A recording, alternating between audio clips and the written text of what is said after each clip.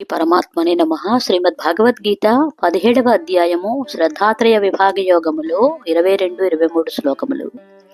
అదేశకాలే యద్దానం అపాత్రేభ్యశ్చ దీయతే అసత్కృతం అవజ్ఞాతం తత్తామసముదాహృతం.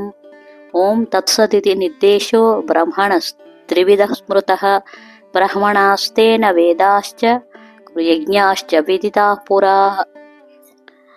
ఏ దానమును సత్కారరహితముగా తిరస్కార భావముతో స్వార్థముతో మరియు అపాత్రులకు అంటే అర్హత లేని వారికి ఇయ్యబడుతున్నదో ఆ దానమును తామస దానముగా చెప్పబడినది. అలాగే అర్జున, ఓం తత్ సత్ అను ఈ 3 పదములు సచ్చిదానంద పరబ్రహ్మ వాచకములని చెప్పబడ్డాయి. వానిచే సృష్టి ఆదియందు బ్రాహ్మణము, వేదములు మరియు యజ్ఞములు సృష్టించబడినవి అని శ్రీకృష్ణుడు అర్జునుడితో చెప్తున్నారు.